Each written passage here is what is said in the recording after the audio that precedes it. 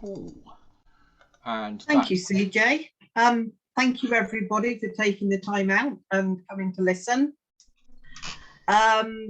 Tonight is basically in search of the spirits of Lydney Town Hall. So photo one to start with, please, CJ. One afternoon in May 2016, I was contacted by a member of the Lydney Town Hall Committee. The lady said that she'd heard good things, although she never actually specified what about my team rope, and wanted to know if we were interested in investigating the town hall so that we could tell them, and I quote, what the hell was going on in the building, and if we could suggest anything that could quieten the activity that was apparently getting rather wild. Wondering where on earth I could purchase some proton packs for the team at such short notice, I arranged to meet with the chairman the following day. I met Mike just after lunch on a Sunday afternoon, who gladly showed me around the building.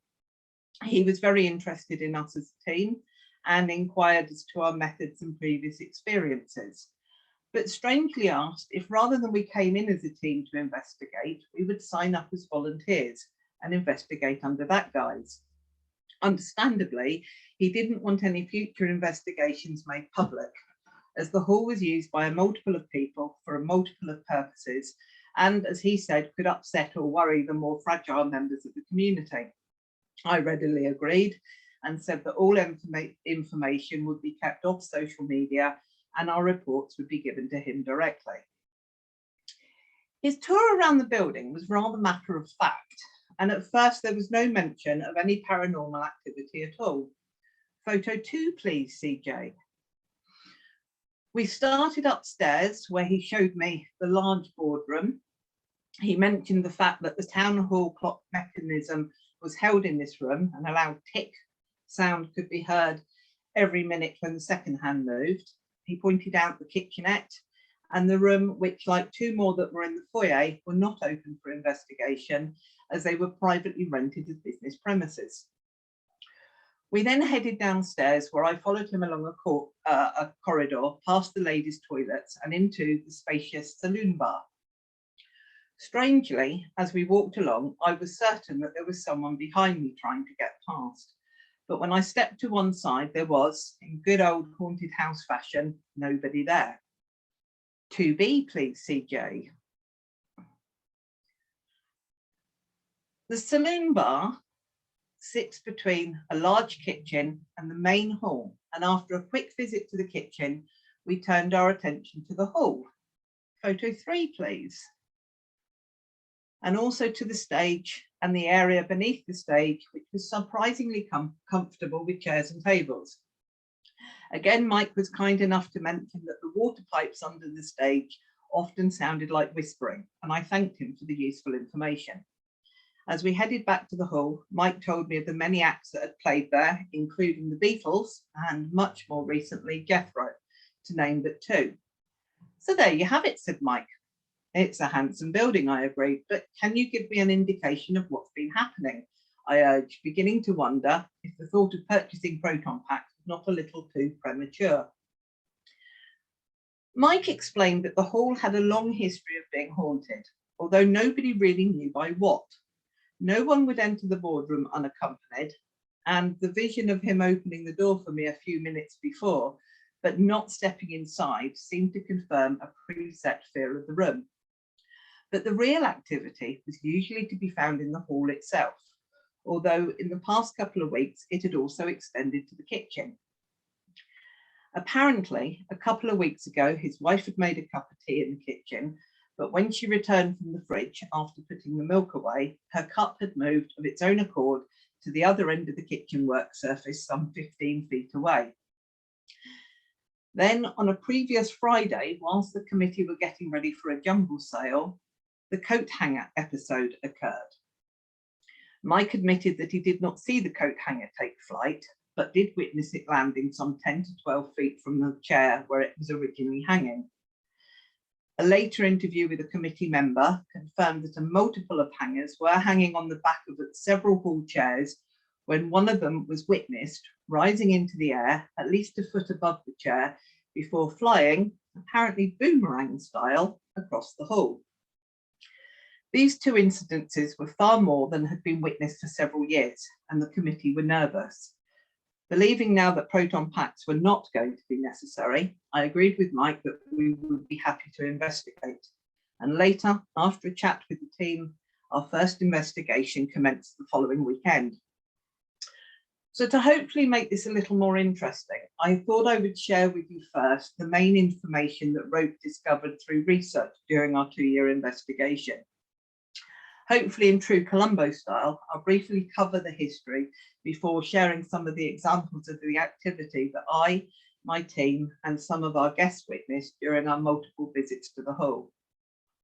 I will state now that although we have some episodes recorded via a digital voice recorder, the vast majority of incidents can only be described as personal experiences, as we have no visual recording of the activities of note that took place.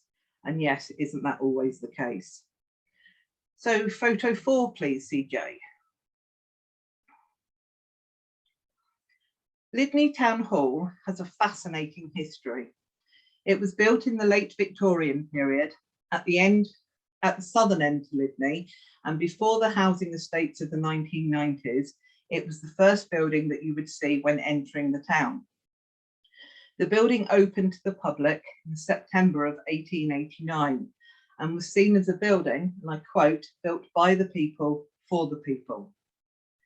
Except for a period covering the First World War, when it was commandeered by the Red Cross as a hospital, the building has remained a public space and continues to be run as a separate charitable trust for this very purpose. During the Great War, the town hall housed 18 beds for the wounded. Many of these soldiers never saw Europe as they were injured during training, but out of the 236 that passed through the doors, at least a third fought bravely, and mainly throughout France. The position of the town hall in relation to certain other aspects of the town are also interesting. The hall sits approximately a third of a mile from the main church of Lydney, St Mary's. St Mary's has both a graveyard and a cemetery, and it is interesting to note that all of those who reside in the cemetery would have been aware and probably frequented the town hall at some point. Within the graveyard, there are many that now rest eternally that would have known the town hall, but one family in particular, had they have been alive, would have taken great interest in the building. The Winter family, who were staunch royalists, had their mansion, White Cross House, built in the grounds where the Dean Academy, formerly White Cross School, now stands. The school grounds border the town hall, and therefore in the 1600s, when the ground where the hall now stands would have belonged to the Winter family. In 1645, John Winter ordered that his now fortified home be burnt to the ground so that it did not fall into the hands of the parliamentarians. Sadly, 3 children and a member of staff, possibly the nanny, lost their lives in the fire. The edge of the mansion would have been within yards of the town hall. Sitting next to St Mary's Church is a beautiful building that used to be the vicarage. On the 18th of July 1771, William Morgan murdered Miss Mary Jones after she had attended dinner at the vicarage.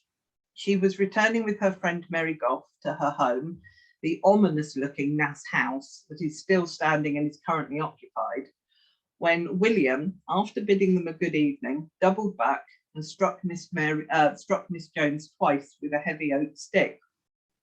The second blow killed her. Mary Goff was also attacked, but she survived her injuries. William Morgan was tried and executed for his crime, and although the whereabouts of his body remains unknown, his ghost has frequently been seen in the vicinity of the church and Nass house, either standing silently or hanging from a tree. Rope have been working together for a team for a little over 12 years. Over this time, we've developed our investigative techniques, which to some maybe seem a little unusual. Our methodology is based on each individual case and or location that we attend, and when relevant, the information that we are given.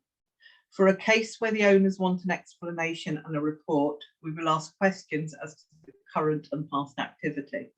We will then research any information that we can gain, either from the owners or during the investigation itself, and see if we can match the information to what history tells us. Often there are many gaps, but every so often we have struck lucky and been able to verify activity according to historical documents. Such was the case here. Also, we will let the location guide us how to physically investigate it. We initially will always start politely, explaining out loud as to who we are, why we're there, and who has given us permission to be there. We also do not direct the spirits in how to communicate with us. Instead of telling or asking them to do 1 knock for yes and 2 knocks for no, we will ask them to show us how they would like to communicate. More often than not, the spirit will give 1 knock for yes and silence for no. And it's my belief that this saves them some energy. We found that, especially investigating along the English-Welsh borders, this is very necessary, as history dictates that both nations had a bit of a stormy relationship, and spirit communication seems to be more forthcoming if permission has been granted. Rope are also not gadget-based. We have little interest in wasting money on souped-up ghost detecting devices that don't work. We do, however, have an interest with items that work on radio waves, but the white noise drives us to distraction, and if it annoys the living, God knows what the dead must think of it. In many respects, we are more traditional, tending to use basic recording devices, trigger objects, a reception service bell, which is rung when no one has been present on many occasions, a thermometer, and, to cause great consternation, a spirit stroke a Ouija board. However, I would like to point out that this is used as part of an ongoing experiment in association with Xenocards, and is probably a subject for discussion another time. That being said, we've had some fascinating information relayed to us via the board and have been able to confirm the facts that have been given us. Now, on to the investigations themselves. Our first investigation is very easy to describe. There was no activity at all. The second investigation took place a fortnight later and again was fairly quiet. However, on this occasion, 2 independent fellow investigators joined us, and the increase of our energy within the building seemed to have a positive effect. One of the first things we noticed after a short while was the smell of burning, and for a few minutes it was quite pungent. Strangely, as quickly as the smell emerged, it dissipated, leaving no trace of the acrid odour. 2 or so hours later, and after trying various ways to establish communication, it was suggested that we tried the spirit board in the room beneath the stage. Much to our surprise, and although it seemed with some trepidation, the glass that we were using as a planchette began to move, and all but timidly divulged some information. Photo 5, please, CJ.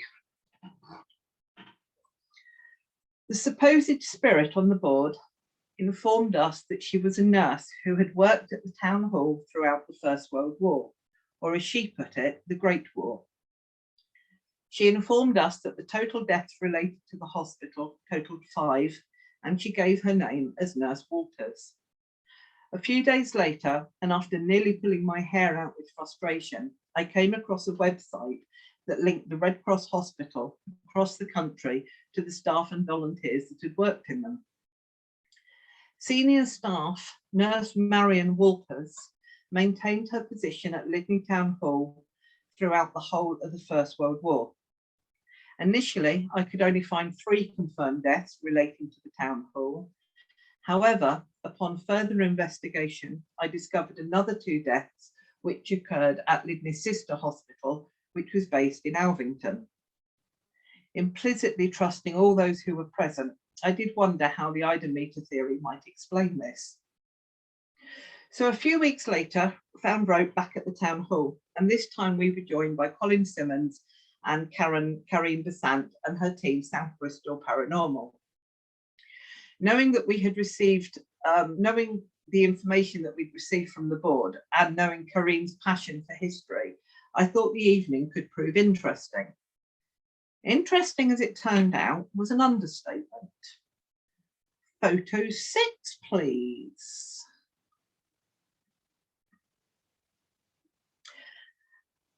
And there you can see the hall from the stage pointing towards what would be the foyer behind those doors. So early into the investigation, we began to notice certain smells. In a couple of specific areas within the main hall, the smell of urine permeated the air, but a few minutes later, the odour was replaced with the scent of flowers, and in particular, lilies. We later learned that lilies were used to mask the smell of urine. Cameras were set up, and as there were quite a few of us, we decided to start in the boardroom with a session of calling out to see if we could get any responses. At first, nothing happened, but after approximately 10 minutes, a loud bang emanated from the main hall, shortly followed by another similar report. Two of the South Bristol Paranormal, Mark and Alan, ran down to the hall, and we could hear their exclaims of surprise. Upon their return, they explained that the battery packs that were attached to the cameras had been found lying on the floor. Alan stated that the packs were attached to the cameras by duct tape and being both round the battery pack and the camera several times, and had always proven to be a successful way of ensuring that they remained attached throughout any previous investigation. Tonight, it seemed that the tape had been unwound within minutes of being set up and being left unattended. He confirmed that he had reattached the battery packs and they remained attached for the rest of the evening. Photo 7, please. No, I think that's photo. Oh yeah, right. Discussion of the incident continued for several minutes, where it was ascertained that the possibility of duct tape unwinding by itself was very slim. But again, our conversation was interrupted. Suddenly, and again emanating from the main hall, we all heard the sound of running feet. To me, it sounded as if 3 or 4 youths were running about the hall, and being responsible for the building and both teams whilst we were there, I made my way downstairs to see who had come in. Mark and Alan joined me, and starting in the foyer, we confirmed that all the doors were securely locked.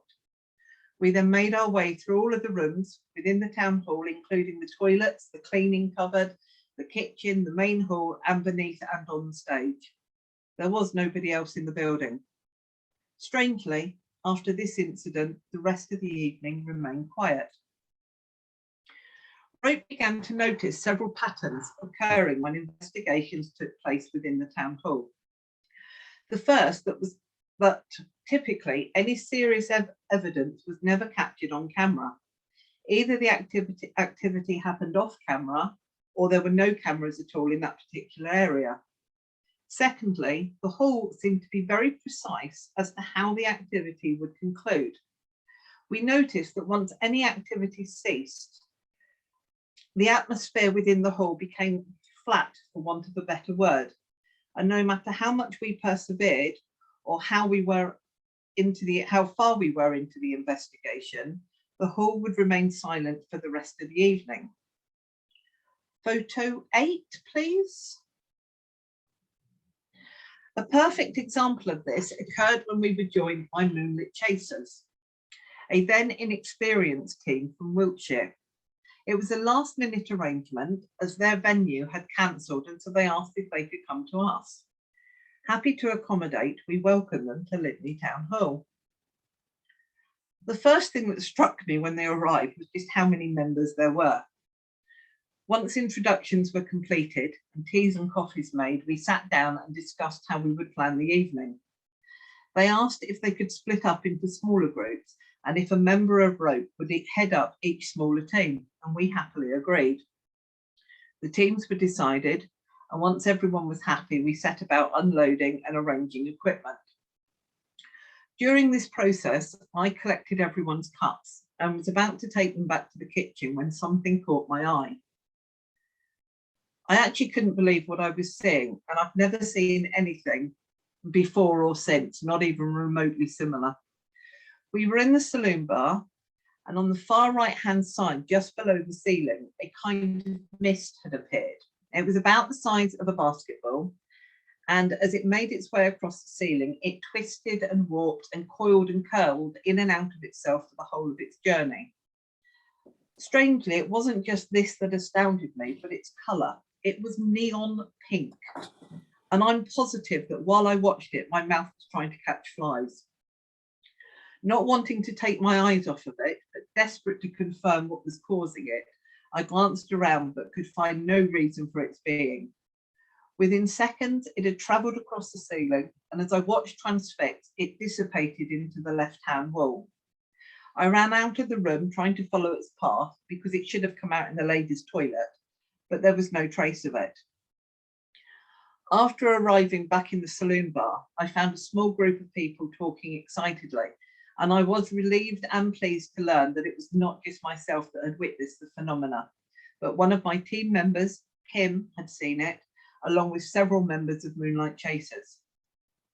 We continued to discuss it for several minutes, but once we began our investigation in earnest, we had no more to report. The rest of the evening was uneventful, and we were all pleased that we could have an early night. Our next investigation happened a few weeks later. It was to be just the rope team, and as usual, I arrived early so that I could do some audio recordings.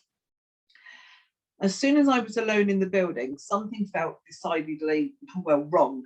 There was a heaviness to the darkness that I've rarely experienced, and strangely, and for anyone that knows me will agree, unusually for me, I felt nervous. Actually, so much so that after putting my kit in the saloon bar, I dispensed with the notion of conducting the recordings and waited for the team in the foyer. Deciding not to mention how I felt about the building, I greeted the team when they arrived and we headed into the saloon bar. Almost immediately, Sabrina commented on how dark it seemed to be and how she felt uneasy, as she put it. Both Coral and Kim agreed, and only then did I let on that I'd had the same kind of feeling before they'd arrived. We made a drink and sat down to discuss the evening ahead. I was sitting facing the main hall, and with the other three sitting facing me. I was keen to investigate more of the stage area, both above and below. And you can see the below, that's the below of the stage where we're looking now.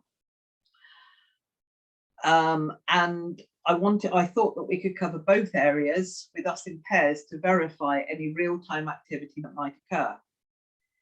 It was at this moment when I saw something, although in truth, I'm still not sure what I actually saw.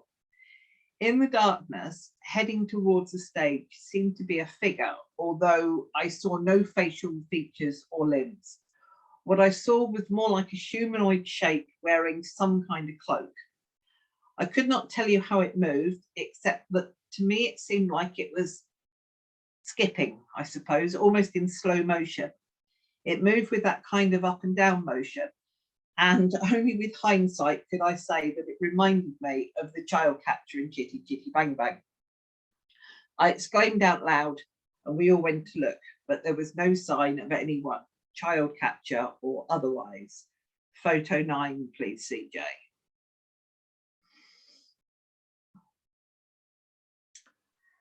Still gives me nightmares now, that. A little while later, we proceeded with the idea of exploring the stage area in more detail. It was fairly quiet, with only the anomaly being a loud bang from the actual stage area, which was heard by myself and Sabrina, who were below the stage, but not heard by Coral and Kim, who were sitting on the stage. Photo 10, please.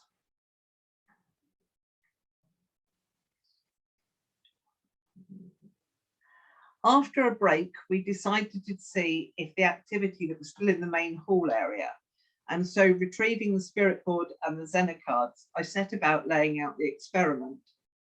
For those of you who are not familiar with this experiment, it consists of laying out one each of the cards, the circle, the wavy lines, the cross, the square, and the triangle, all out along one side of the board. A member of the team, usually myself, then steps away from the board, and with a similar set of the 5 cards, I hold them behind my back and shuffle them. I then choose one card and hold it behind my back and invite the spirits to look at the card that I'm holding and to match it to one of the cards on the board. This is conducted making sure that no one can see the card that I'm holding, not myself, not anyone that's on the board or anyone that's joined us. The idea is that with the fingers on the planchette, it will then move, hopefully, the matching card. Both before and after this evening, we have had great success with this experiment, with the card being chosen correctly over 50% of the time. However, on this occasion, it was not to be.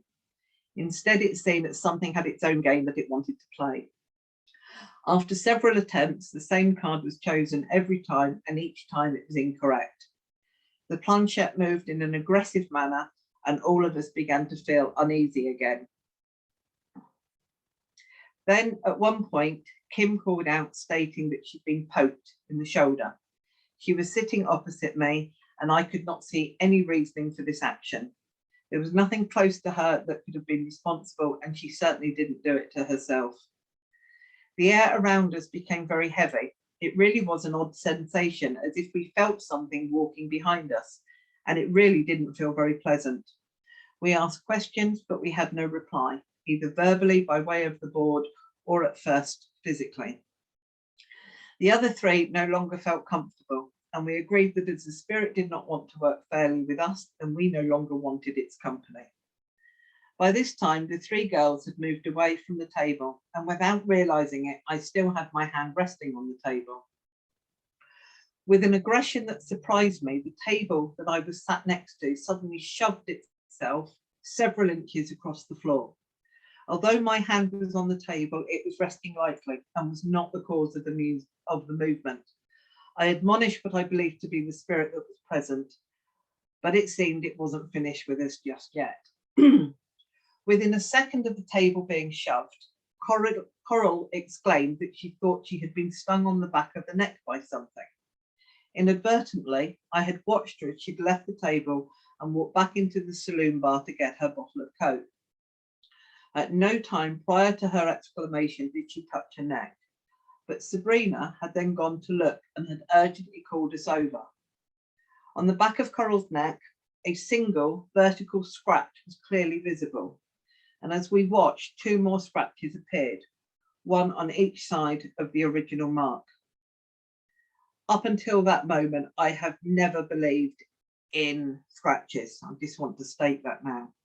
So we then decided to call the evening to a halt, and with stern words to whatever had been present, we packed up our kit and left. According to the chairman, Mike, the activity has always been what I would class as poltergeist in nature. Movement of objects, unexplained noises and smells, and the odd EVP which we had captured.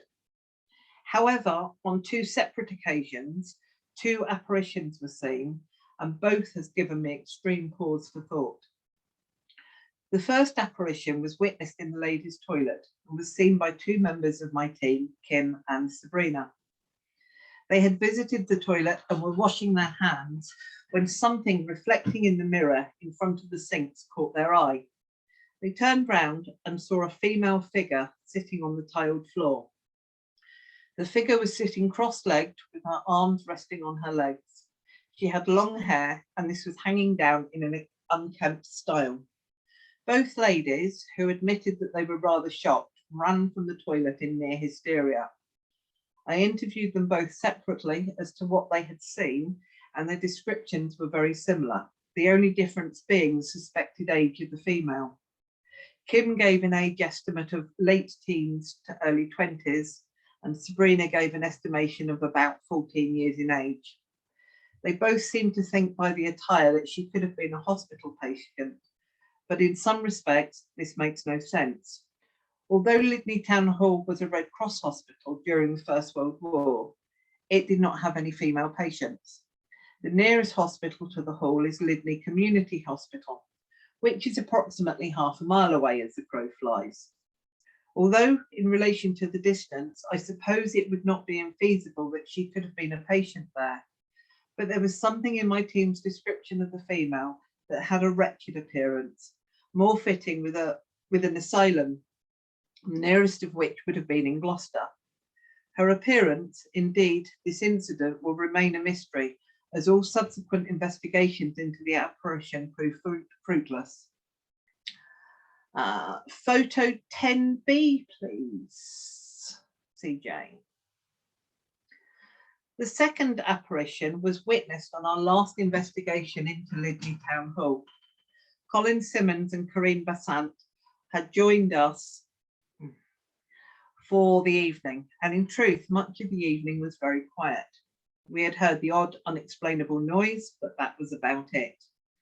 We had decided to hold a séance on the stage in an attempt to gain some form of activity, but even this was proving hard work. We really did feel as if we were talking to ourselves on this occasion.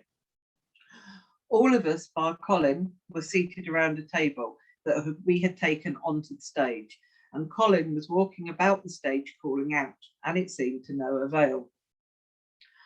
After a few minutes, Colin decided to go to the saloon bar and collect a piece of equipment which he felt might benefit the evening. As he walked away down the stairs that you can see there, he suddenly turned, exclaimed some very choice expletives, and quite literally fell to his knees. It took over a minute for us to get any sense out of him, although as he tried to speak, he just seemed overwhelmed at something. Eventually, he told us what happened. He said that as he walked away, he'd seen something by the door that led to beneath the stage, which you can see there on the left. He turned and there was an apparition of a young boy almost peeping around the door, even though the door was closed. He described him as approximately 9 years of age, wearing a checked cap, a long white shirt, braces, and either shorts or trousers. To him, he believed the youngster seemed of the 1940s period, and almost as quickly as he'd seen him, he had gone. The rest of the evening was fairly quiet, and we decided to try the experiment with the Ouija board. Nothing was forthcoming there, except that a spirit supposedly came on the board who was not the most talkative, and indeed did not want to speak to the women present at all. The spirit gave his name as Edward and said that he was from St. Rebel's Castle. Now this we did find intriguing, as there is a well-known spirit that resides at the castle, supposedly, who goes by the name of either Michael or Edward. His character is most unpleasant. He refuses to speak to women, and apparently the other spirits, especially the children who are supposed to reside at the castle as well, are terrified of him. Sadly, and unbeknown to us at the time, this was to be the last investigation held at the town hall.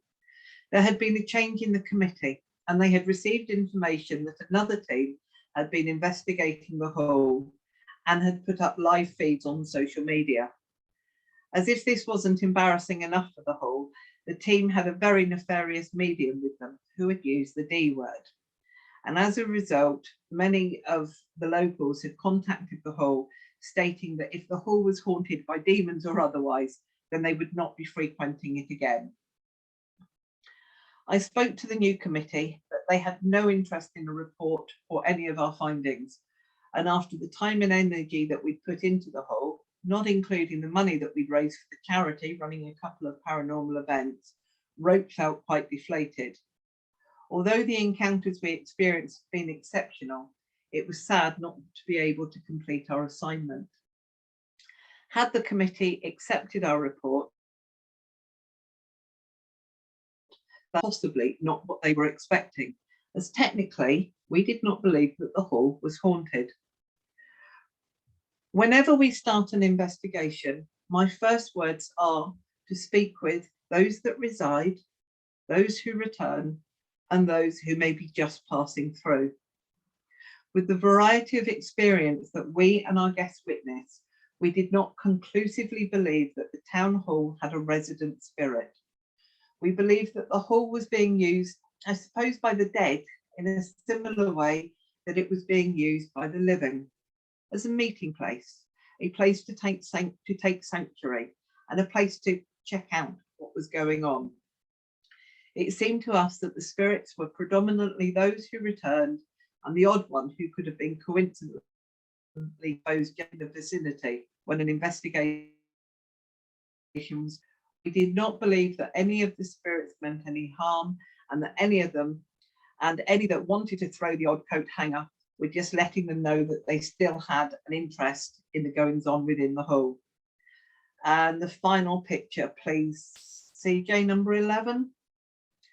Rope and those who attended our investigations still speak with great fondness of the building and its friends that kept us busy on those often very active nights. On behalf of the team, which you can see there, I'd like to thank you for taking the time to listen to me warble on, and hope that I haven't bored you too much. Thank you all. Thank you very much for an absolutely fascinating talk. Right, I'm just going to stop this now. Hang on, new share. So where do I stop share? Here we go.